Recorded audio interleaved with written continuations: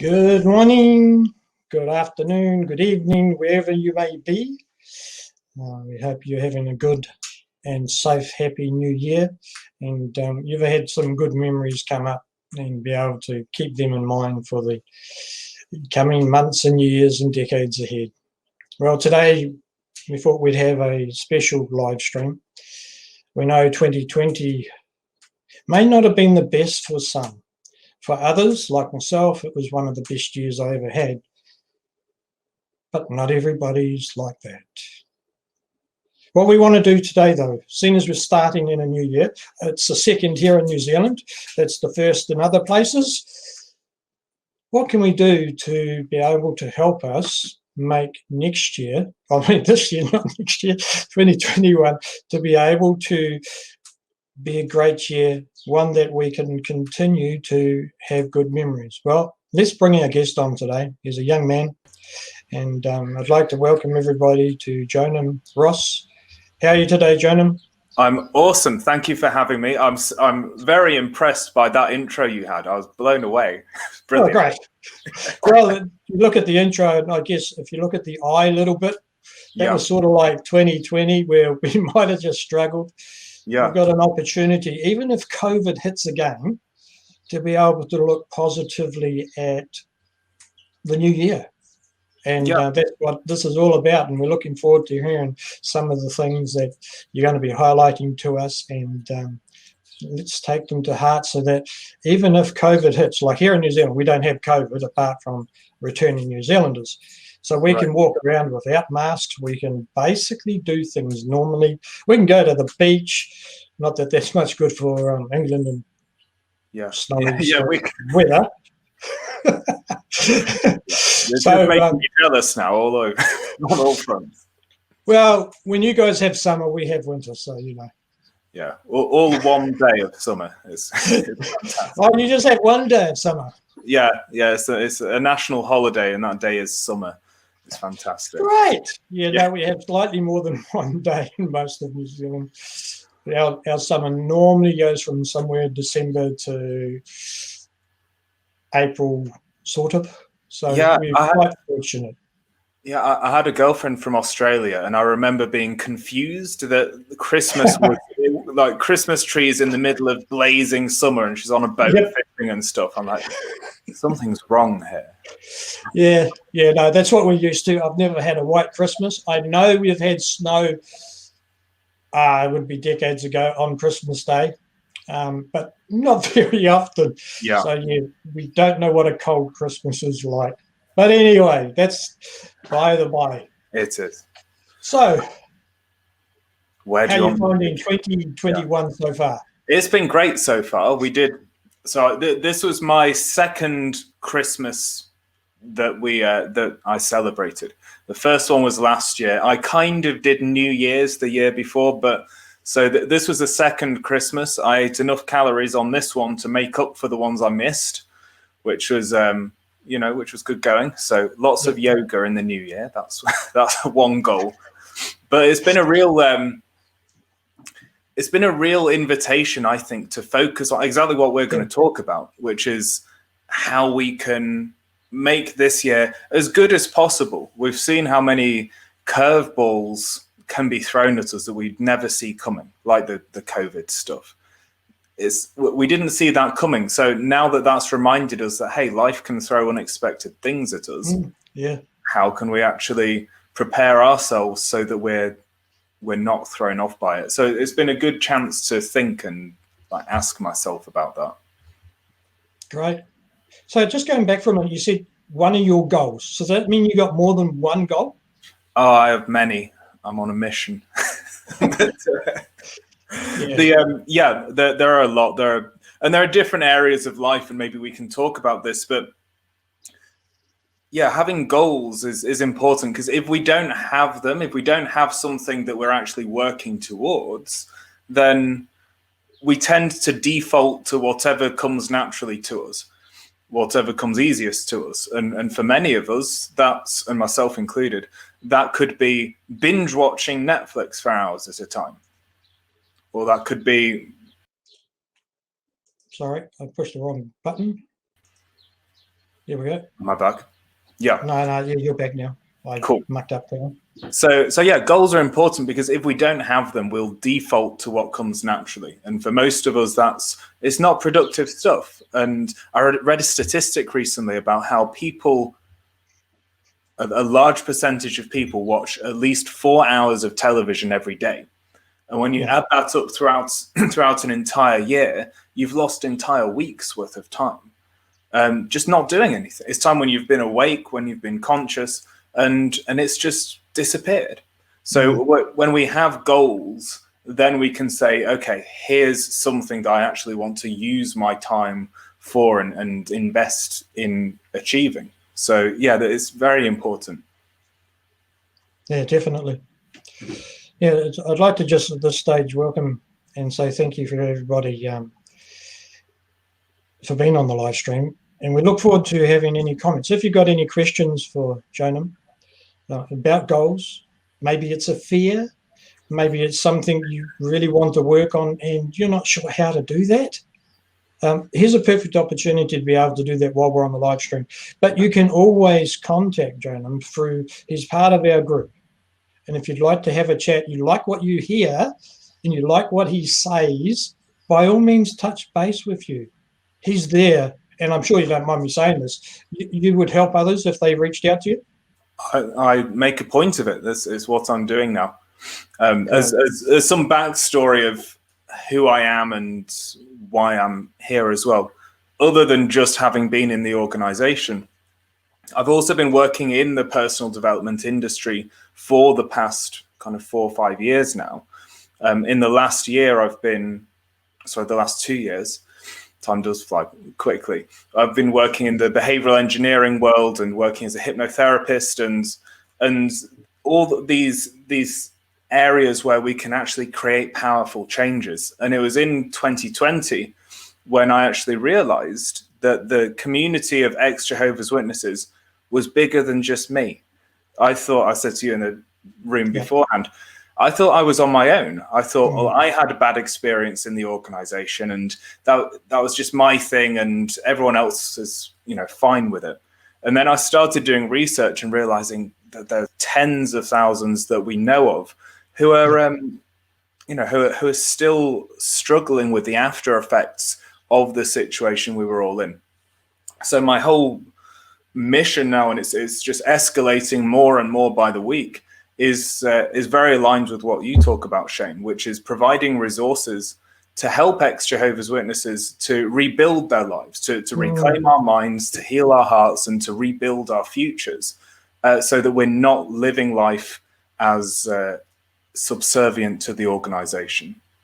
So that's the whole point. You can check my Facebook. That's what my website's all about. That's what I'm focusing on now, and building resources for this. So absolutely, reach out.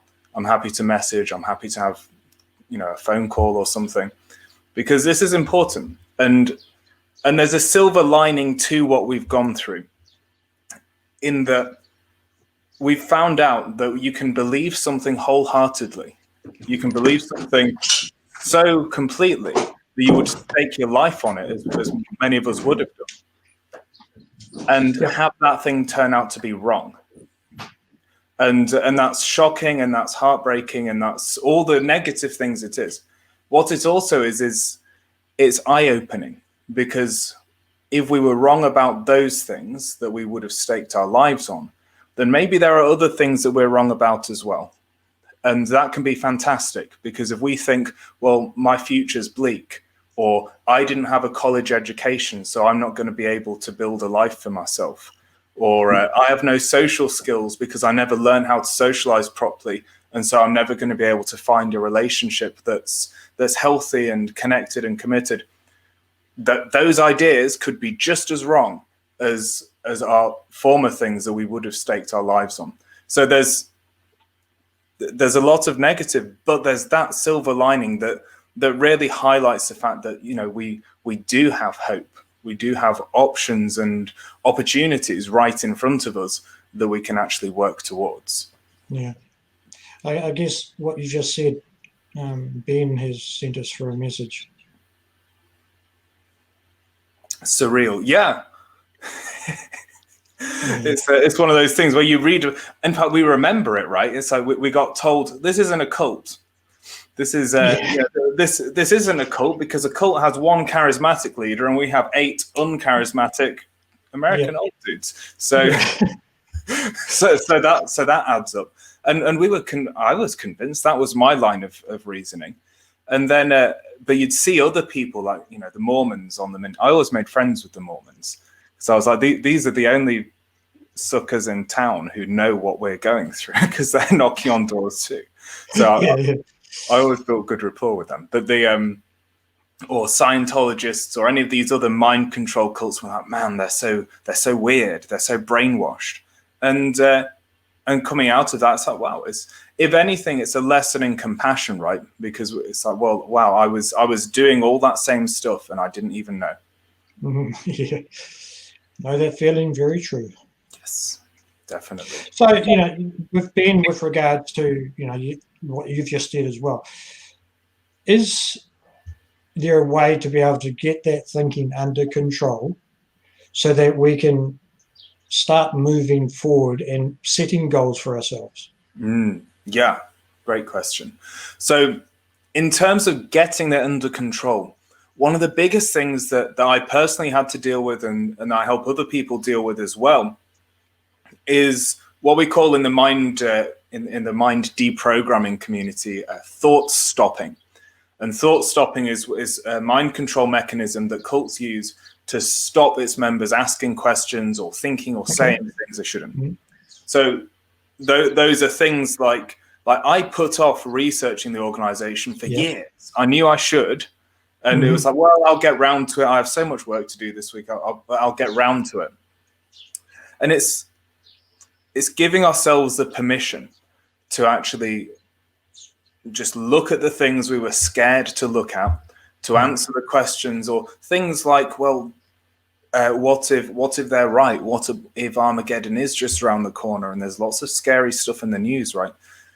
If we push that down, then it's only going to fester.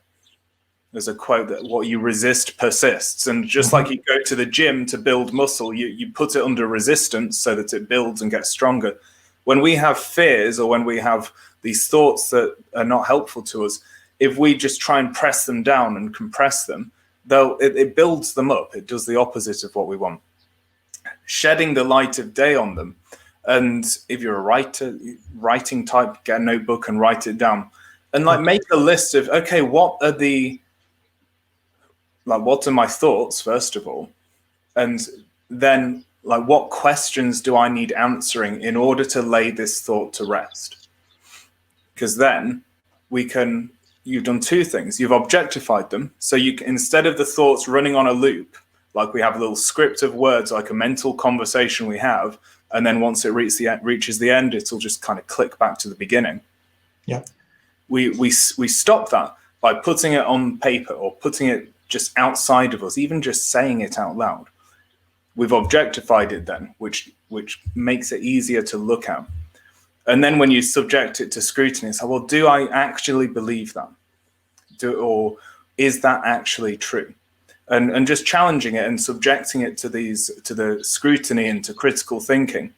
That's how we can begin to lay it to rest. So there's quite a toxic positivity culture out there, which is like, well, look, if a negative thought pops into your head, just ignore it.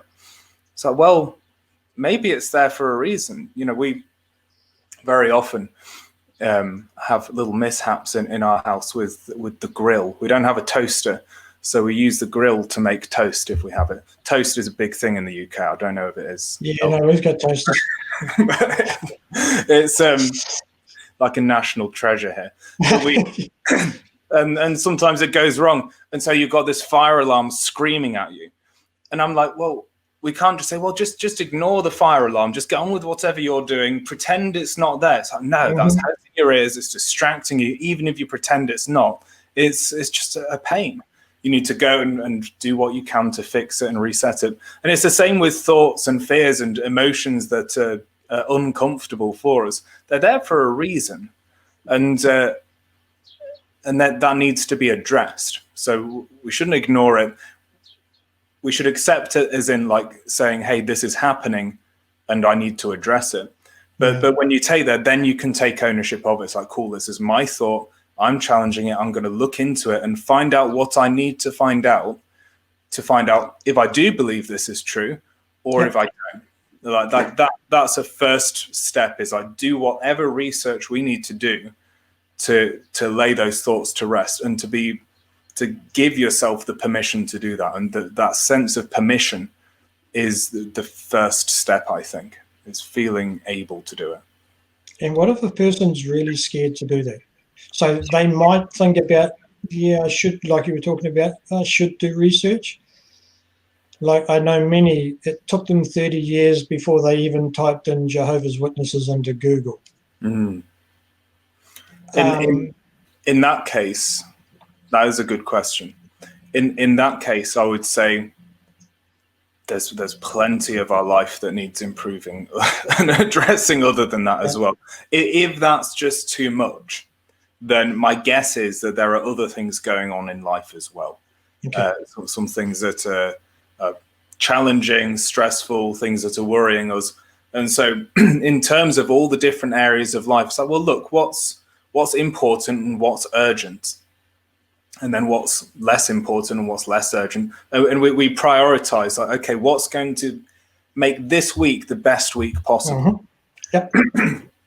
We'll dive into goals a bit more, I think, shortly. But as a coping mechanism, when we humans go through really stressful experiences, one of the things that overwhelms us is when we try to bite off more than we can actually chew. Is when we try and answer every question at once, or when we try and think, well, how am I going to get through the entire next year? There's so much that could happen, or there's all these, like, this is the total amount of money I'll have to spend on bills for the whole year. How am I going to earn that? It gets overwhelming. So we need to chunk it down to a level that we're able to deal with. In the military, in especially things like Navy SEAL training and the Special Forces drills where they're just pushed to the edge, they're thinking in like 5-minute intervals or 1-minute intervals or 100 pace intervals, because it's like, look, I can chunk it down. I know if I can survive this next minute or this next 5 minutes, then that sets me up and I can just do it one step at a time. So it's doing that for ourselves, and it's not being afraid to set small goals, like get up in the morning, brush your teeth, have a shower, and go for a walk or something. Just setting, like, that's not glamorous. But if someone's been thrown into disarray because they've had their entire world, their entire identity taken from them, from the org, then that's the building block that we need to start at. There's just a simple foundation of having our own back, and that's aiming up. You know, it's not a glamorous goal, but it's a noble one because it's moving us towards what we actually want. Yeah. So I'm not going to answer the question. No, that's fine. You've done well. So the little goals are important. We're talking about goals. Are there bigger ones that can also be useful? Yeah, I describe it a lot when I work with clients. I describe it a lot like a journey. Let's say a car journey, because that leads into another metaphor I like. but what do we need to do to navigate? So we need to know, where do we want to go? Yeah. So if I'm driving to Edinburgh or something, it's like, okay, I need to go there. And a point there is that's important, knowing where we want to go. Most people, when you ask them, what do you want? They say, well, I want, to make sure my next relationship's nothing like my ex. Or, well, I definitely don't want to be involved in a religious cult like that. Or it's all what they don't want. But if you got into a cab and they said, well, where do you want to go? And you said, well, not Melbourne or not anywhere. The taxi driver's like, great, where do you want to go? And you say, well, anywhere, but just not there. You could end up somewhere worse, if you can imagine somewhere worse. Playing to your nationalistic humor. I think I got that right. for us, it's like Irish and Welsh and Scottish. Yeah. And so I think Australia and New Zealand, I got that right. Yeah, we give each other heaps. So good. They are the third island of New Zealand for a start. Anyway, changing the point. So yes. Getting back to the aspect of knowing where you want to go. Yeah. So where do you actually want to go? So in the long term, what are you actually heading for? Knowing what you don't want, that is important, but it's especially important to know, what do you actually want more of in your life? And then the next thing is figuring out, well, where am I right now? Because otherwise you can't navigate. So taking stock of, where am I? What are my strengths? What are my resources that are available to me? What are my struggles? What are my challenges right now? And just taking stock of what we're working with, so that then we can figure out, when you have these 2 points, then you can navigate the milestones between them. And on a very this comes into that evaluating yourself side of it. If you're in the car, you can try and press down on the accelerator as hard as you like. And this is what many people do in their life. They'll try and push themselves harder to try and move towards what they want, or what they should want, or what they should do. Yeah. And that's fine. But if you do that in the car, but the handbrake's still on, you're going to wear your engine out. It's not going to work. So similarly, we need to find a way to lift the handbrake on ourselves. So what are the major things holding us back? What are the obstacles? And this is where having like an external support comes in really helpful, whether it's friends in this community, whether it's working with a coach or a therapist, or some external set of eyes that helps us to see, look, these are the obstacles, these are the patterns that are happening in my life, and here's how I can uproot them and circumnavigate them. That's really helpful.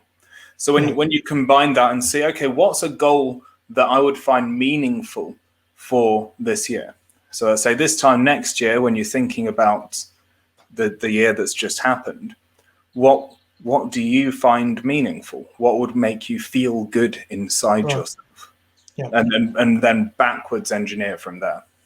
Okay. So if a person really struggles with that, though, because in the J-dubs, we weren't really encouraged to critically think about anything, let alone about goals we might have. So we might be sitting here going, okay, that's all very well and good.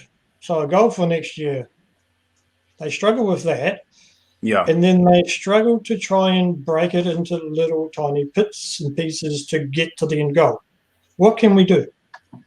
From there, I would definitely say the first thing is that if ever there's a question that we don't know the answer to, we always know that we can find it out. We all know how to use Google by this point. We all know how to send a message. And so there's a degree of self-ownership, right, where it's not tolerating I don't know from ourselves. Okay. Saying, okay, well, I need to figure this out on some way. And it's chunking it down to what's actually manageable.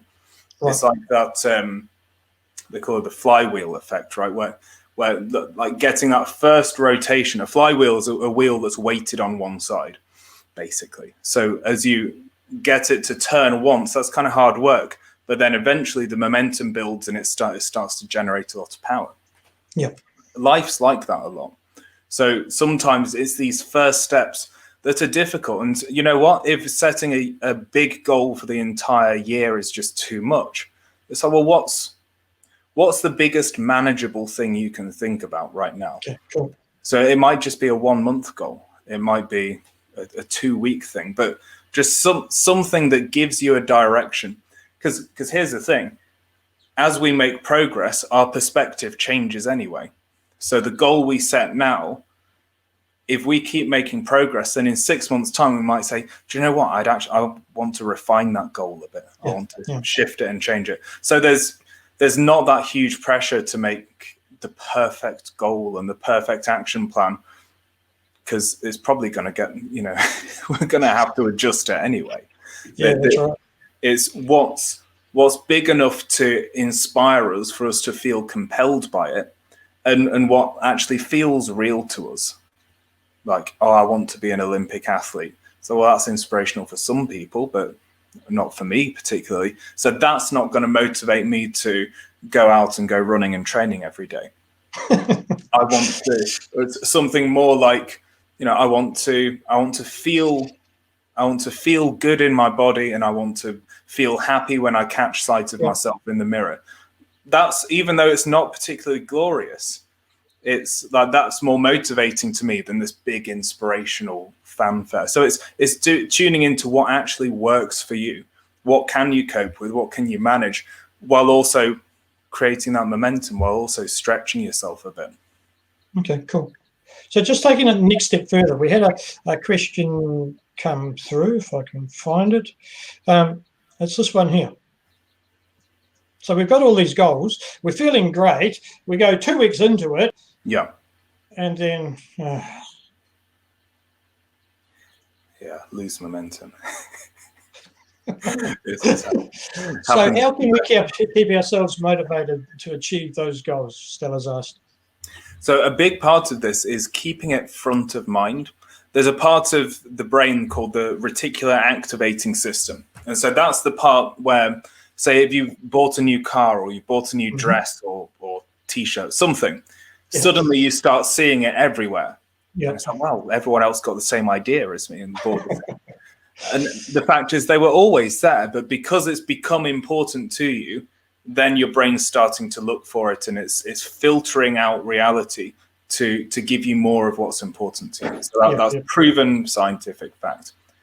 With goals, doing something visual and something emotional for ourselves. So a lot of people swear by vision boards, which is where you basically make a picture of something of your goal, or a picture that represents it. And when you focus on it, you think about it. Humans are very visual creatures in terms of what motivates us. So playing into that can really help. Another great thing is mind movies, which is just a video version of a vision board, basically. But it's feeding our mind deliberately.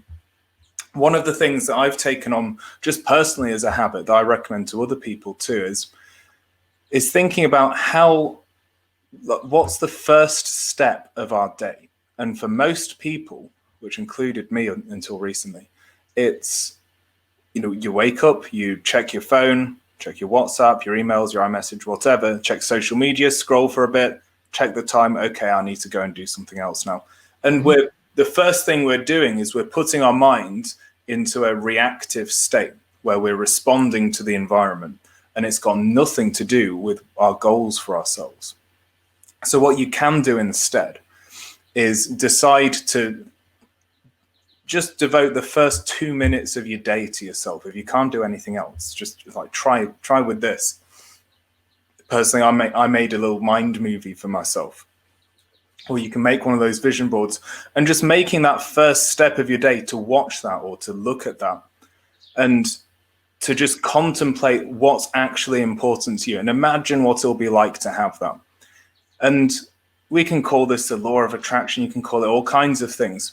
How I like to think about it is that you're priming your brain in two ways. You're saying, I'm prioritizing myself and what's important for me. And then what you're doing is you're telling your brain, hey, look out for this stuff. This is important stuff. Because you've only just woken up, then your mind's not too cluttered from all the other things haven't had the chance to go in there yet. Also, you've just woken up, which means that the gap between your conscious awareness and your unconscious mind is pretty thin at this point. So it's a good opportunity to put good ideas in. That's why if you have a day that starts off terribly, it tends to be the entire day tends to go badly. Whereas if you have a day that starts off great, you've created that momentum towards what you want. So rather than just hope for a good day, we can plan for it. And by just giving ourselves that couple of minutes at the beginning of the day, it lays the foundations. And so then we notice the opportunity, we'll notice the urge to do more of what's going to get us the result. So it's creating that undercurrent for ourselves where instead of it being a matter of willpower, we've just built a habit. So just 2 minutes. You have to do more besides, but as a starting 2 minutes at the start.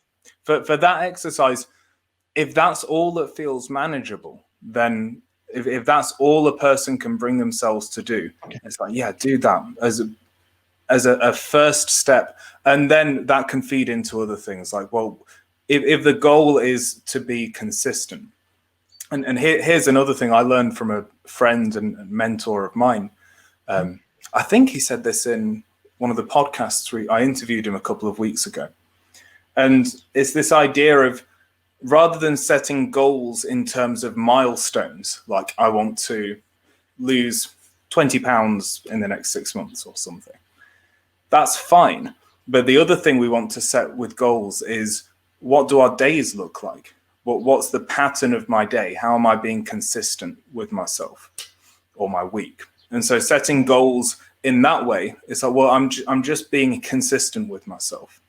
So just consistently going for a walk and doing something that nourishes my mental and physical health. Once we do that to the point where it comes naturally, then we've made progress. We can add another thing. Don't we? When we look at someone who goes to the gym, like a total gym rat who's just like buff, or they're toned and they're just clearly live there, we think to ourselves, wow, they must be so disciplined. And the fact is they're not, because they're not to demean them at all, but they're not disciplined at this point. They were disciplined while they were building the habit. And then once it became a habit, like, we don't have to be too disciplined to put clothes on in a day or put our shoes on before we leave the house. It's just a habit. We don't really think about it.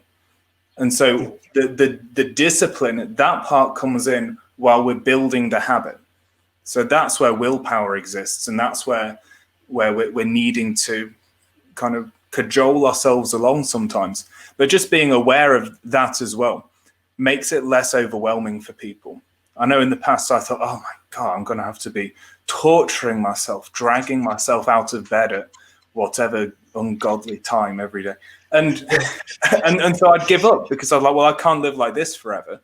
And the fact is that after a few weeks of doing something consistently, quicker if you use things like hypnotherapy or whatnot, it becomes habit. And then you're not actually fighting yourself to do it. You would be fighting yourself to not do it. So it's realizing that we do grow like this, and the growing pains are only ever temporary. You mentioned the word hypnotherapy. Yeah. To some, that might ring bells, because we were encouraged not to do that. Yeah, that's one of if somebody's sitting there going, what would you say to them? Yeah. I love talking about it, because it's one of those things that when we think about it, just without a congregation of people around us and a dude in a suit telling us it's from the devil, it makes perfect sense. And first, let's look at the arguments that we had against it, right? And meditations that gets the same argument, yoga gets the same argument as well. And it's that, well, if you clear your mind, then that makes room for Satan and the devil and the demons to come on in. And there are two obvious answers to that. One is, where were they for all these centuries while humans have been going to sleep every night? Like your mind is totally empty at that point, and that the demons aren't just possessing you and going and throwing a house party. So this logic of, well, you clear your brain and the devil's going to get you, it's provably, it just doesn't make any sense at all. The other thing is that this idea of clearing your mind anyway, clearing someone's mind is really hard to do without drugs, like some kind of a literal hypnotic drug, or they have I forget the chemical name. There's a thing called devil's breath, which some of these mind control agencies use, and it makes people completely just zombified.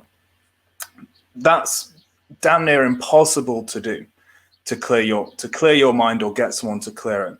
What you're actually doing is you're focusing it. So instead of having 100 different things taking your focus, you've narrowed it down to about 5.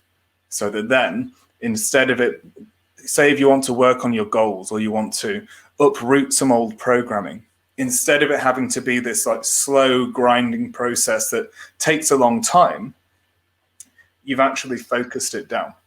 I describe it like if you took a rock and put it on the beach, then the sea would wave up, would wash up over it, and over time the rock would wear down, and you'd get the shape cut into it, be worn down.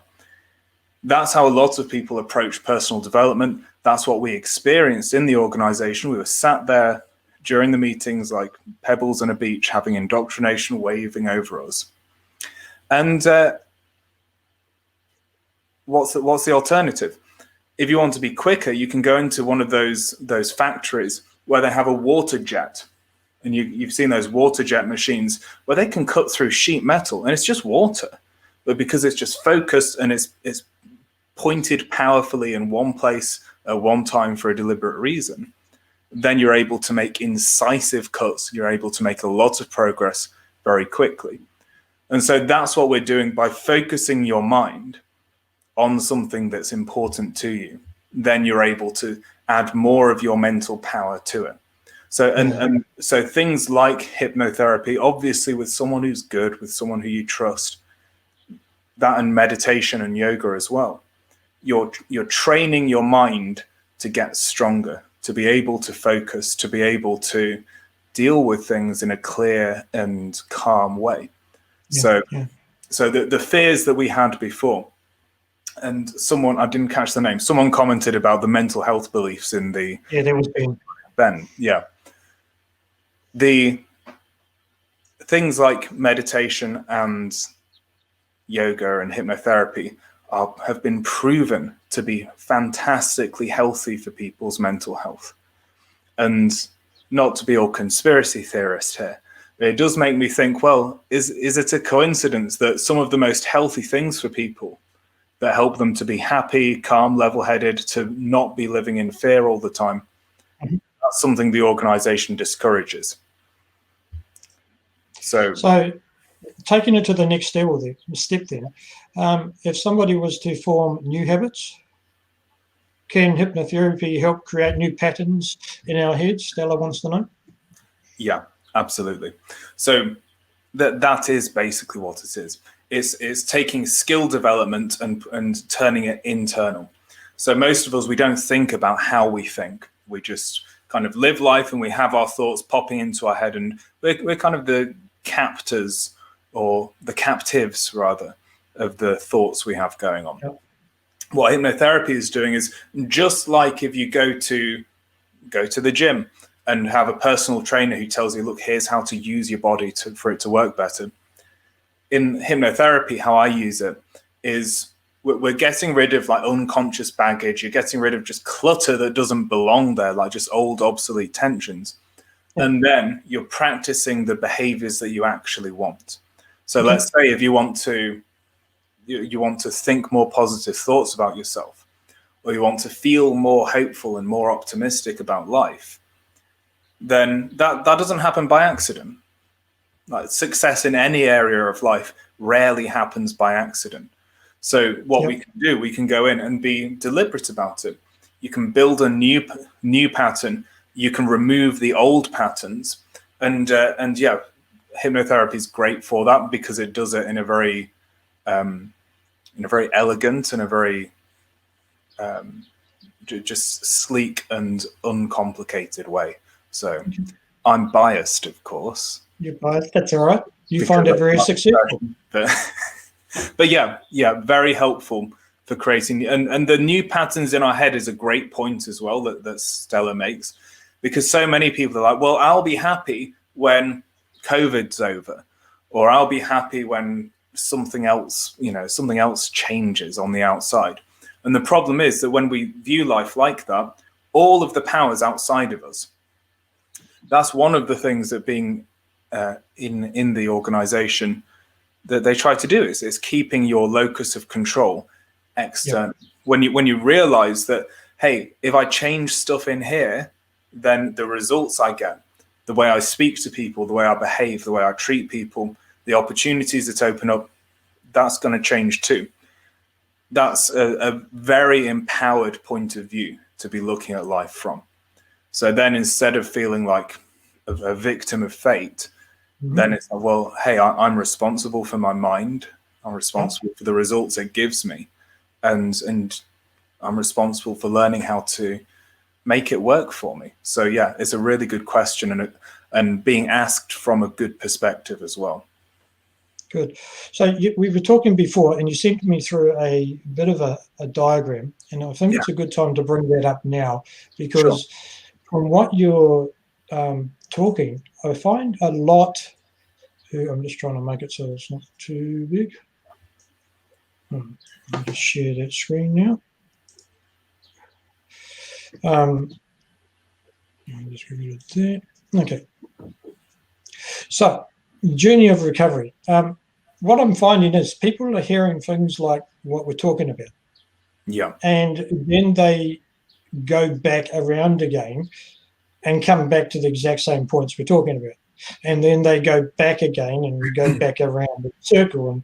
And then just for a change for the next 2 or 3, 5, 6, 12 months, they go round and round. Sometimes it's faster, and then other times it's slower. Other times it's a leisurely savor the misery.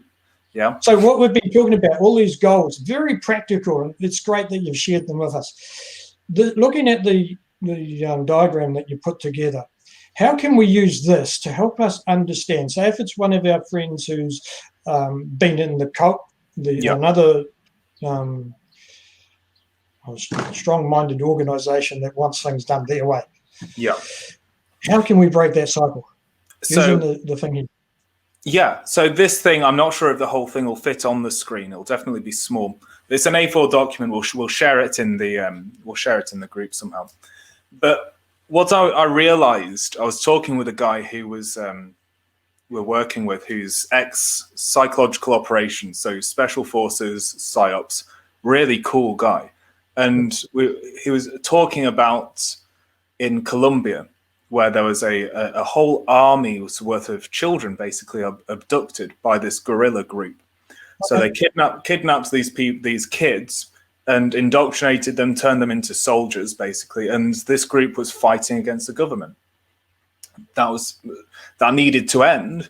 But also the government kind of didn't want to kill all these soldiers because they hadn't chosen it for themselves. It was forced upon them. And so then the question was, well, how can you actually get someone to leave a situation like that? So it was in that conversation where the long story short version is that they succeeded massively. This entire guerrilla force demobilized and started working in harmony with the government instead of against it, and without anyone being killed, without any attacks, just using psychological tactics. So that was fascinating to me anyway. But it got me to thinking about this, about how being in and recovering from that kind of a situation is so similar to being captive and under the control of some kind of a hostile group that's taking advantage of us. You know, they keep us isolated, mentally, emotionally, in this case, physically. And it's tough. But there are lots of parallels there. So in this document, the first thing is captivity or indoctrination. That's like the mental captivity. Then there's the escape part, or the separation. This is where we start to make a shift out, where we start to, maybe we fade, or we start doing research, we get disfellowshipped, however it works out. We're no longer fully in, but we may be carrying some of the baggage from it still. Yep. When most people reach that loop point that you talked about, Shane, is this reorientation phase in the middle here. So this is the point where it's like, well, I'm out. Now what do I do? And since the organization was this huge force in our lives, it's so easy to just get sucked back into focusing on it and to just go round and round and round. And God, have you heard what outrageous thing they've done this week? Or did you hear what Tony Morris said? And it's entertaining, I guess, to a degree. But when we live our lives there, we're still living our lives dedicated to the organization. Because we just got pulled back into that gravity again. Yeah. So this is the point where we really have to be conscious about reorienting and taking stock of the things we mentioned. Where am I? What resources do I have? What do I actually want? What questions do I need to have answered in order to make progress? A big thing that's important is allowing ourselves to get bored of being stuck. Like, if you imagine the amount of times we've thought these repetitive thoughts, if you had to hear, we've all had that relative, right? Or the person in the hall who just came to us, and every time you see them, they tell you the same joke. Yeah. Or they tell you the same anecdote. And it's like, the first time it was interesting or funny, but by the 100th time or the 200th time, you just want it to end. And sometimes being that way with ourselves would be a good thing. And it's noticing, hang on, I've thought this thought a whole bunch of times. I've felt sad about this thing for years now. This, and allowing it to get old and realize, hey, this actually doesn't belong in my future. And there's at some point in my life, if I don't want to live with this forever, at some point I'm going to have to let this go or get my questions answered, or whatever it is. And so when will now be the time for that to happen? And there's no right or wrong for it. Everyone's individual, but just being conscious of that is important. Yeah, we'll make sure that comes up in the group, because there's some very good points that can not only help us, but also those in the group or ones we may know who aren't in the group. Yeah. So we really appreciate you sharing that with us. Yeah, I wanted to make and continuing to make as many resources as possible that can just help us to see things from a different perspective. Yeah. It's very easy to glorify, in a weird way, the organization by saying, well, it's so toxic, it's so narcissistic, it's so awful. And it's all of those things. Yeah. But it's compared to the rest of your life, that they don't deserve to have the power over us that it would be easy to give them. And so anything, any little shift, any tool that we can use to overcome that and to rebuild the lives we want is totally worth looking into. Definitely. Just got another comment here. I noticed when we were chatting. Yeah, because just like research is important. I do believe that, but enough to know our position on it. When there's an unanswered question in our heads, then we want to go back to it. That's how marketing works. That's how TV series work. What do? They leave cliffhangers. They leave unanswered questions. So that there's a great masterclass by Dan Brown, the Da Vinci Code guy, talking about how to write thrillers, how to write suspense. And basically what you're doing is you're posing questions and you're answering them, but you're just opening up these loops constantly. At the end of a chapter or a page or a TV series episode, you leave these questions open so that the person, by the time the credits come up, we're like, what? No, I have to click next. I have to, binge this for the next 5 hours. And that's how the mind works. Because when there's something left unresolved, we want to resolve it. And if it's running in the background, it's sapping our energy. Yeah. So if we have any concerns or questions or things that we need addressing in relation to the org, definitely research it so that then we can tick that off, and then that's not pulling us away anymore. Yeah. Just getting back to hypnotherapy, Linda asked the question: is hypnotherapy like rewiring the brain of old baggage? Yeah, it can be used for that, for sure. That's when I work with people, I take them through a standard introductory series of processes. The first one is, how can you actually relax? How can you actually focus and really be present with yourself and with whatever's happening for you right now? And how can you actually go into that stress-free zone and just go beyond any of those distractions at will? Cool. So you can do this whenever you want. Then it's like, well, we need to clear out some of that baggage, as we say. Some things can just be let go of. And it's like, well, look, I've outgrown that. It doesn't fit me anymore. I can just let go of it. And that there may be other things where it's a bit more intricate and we need to unpack it a bit. And, maybe a more serious situation that needs looking at. And so we're dealing with the inner workings of our minds. Yep. Just one more question before we get back to the aspect of goals. Can you do hypnotherapy online, or do you have to be there in person? Yeah, all of my stuff's online, which is lucky, given the way things worked over the last year. But yeah, in person is great. I love doing in person. But yeah, online works just fine, because you can get some headphones, you can listen in. How I do it, I always record the sessions and then share the session recording, so then you can review as you like. You can listen through the week, and so yeah, you can do it from wherever, as long as you have the time to focus, to relax, and to engage in it. You'll be fine. Cool. Okay, so getting back to goals. Yeah. We've talked about the short-term ones. We've talked about the bigger ones. We've talked about how getting there, how to be motivated. If somebody, in a nutshell, wanted to set a goal, I know you can't give a specific one because everybody's different. Sure. Is it worth it?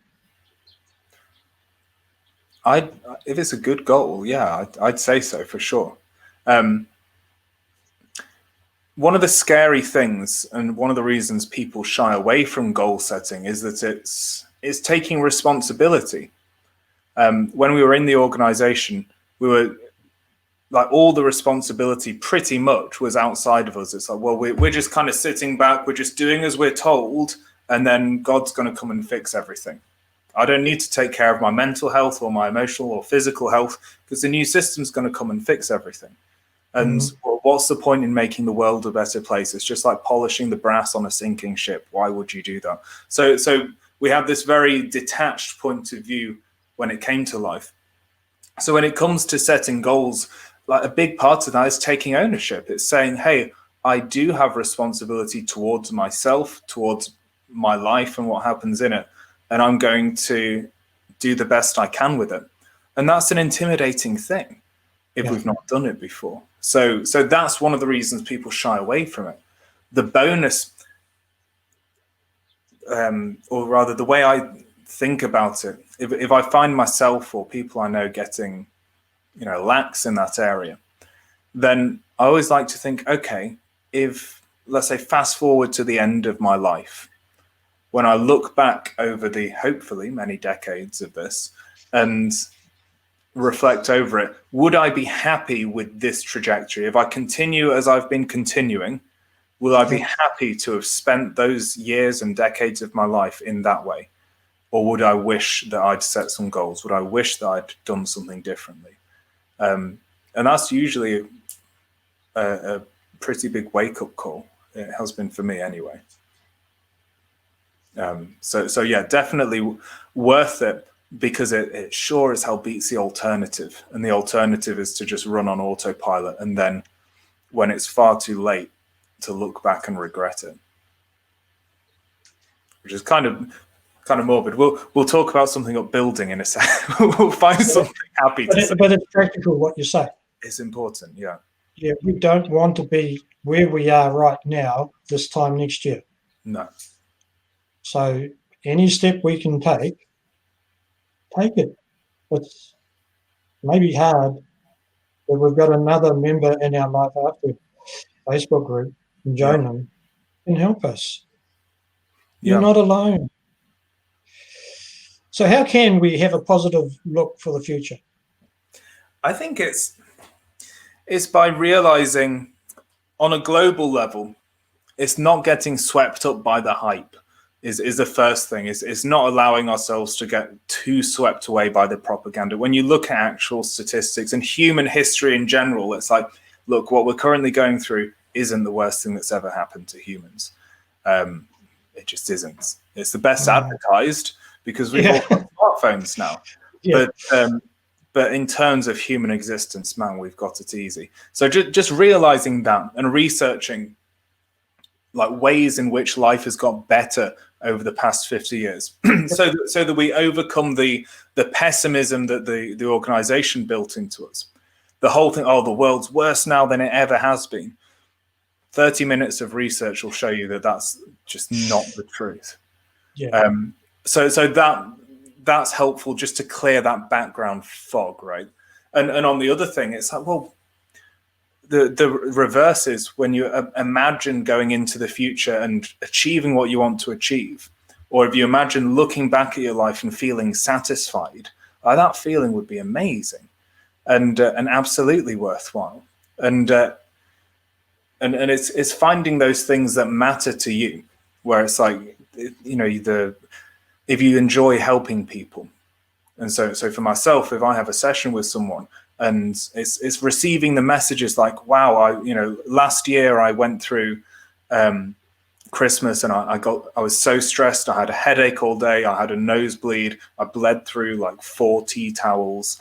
And this was one lady, which said that this year I just didn't. It was fine. I enjoyed it, had a good time, and it wasn't dreading it. And it was just perfect. Messages like that absolutely light me up. I love it. And so then now when I think about the things I need to do over the coming weeks and like the responsibilities or networking and whatnot, it doesn't feel like a chore because like that's the carrot at the end of the stick for me.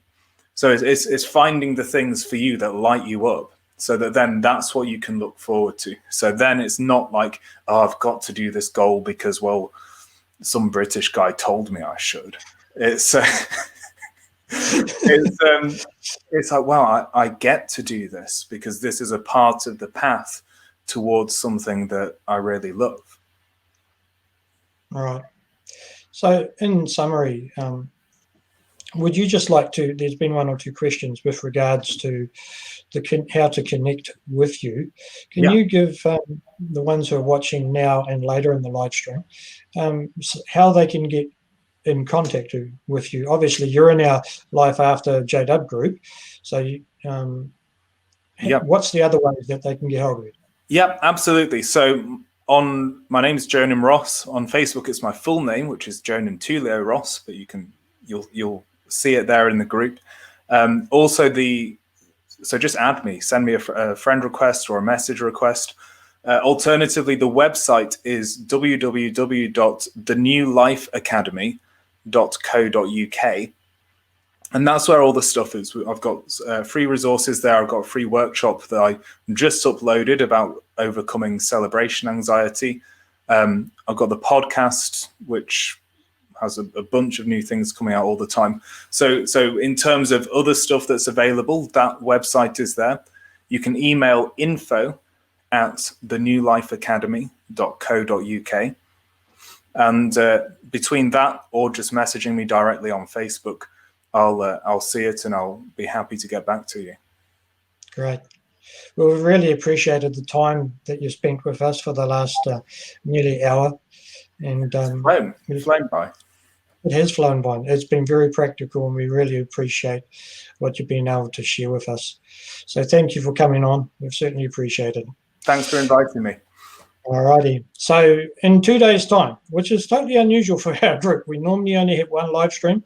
We do have another live stream with one of our life coaches, and we're going to be talking about boundaries, whether it's families, whether it's ourselves. And we're going to have a nice lady who's going to help us be here. If you track down the posts, it's the one with the cartoon characters with a circle being drawn around it. That's the one that's going to be New Zealand time, Monday. I'm going to have to get up a little bit earlier. I think it's 7:30 New Zealand time, but that's okay. We look forward to seeing you on the live stream then. Thank you once again for being here. Thank you for our guests for coming on and accepting the invitation, and we truly hope that you've appreciated what we've been able to impart to everybody. So thank you very much for your comments as well. And just in way of conclusion, let's play the video that we did at the start. Just keep it in mind, it's not the live stream, it's the live stream finishing. Until next time, we'll catch you then.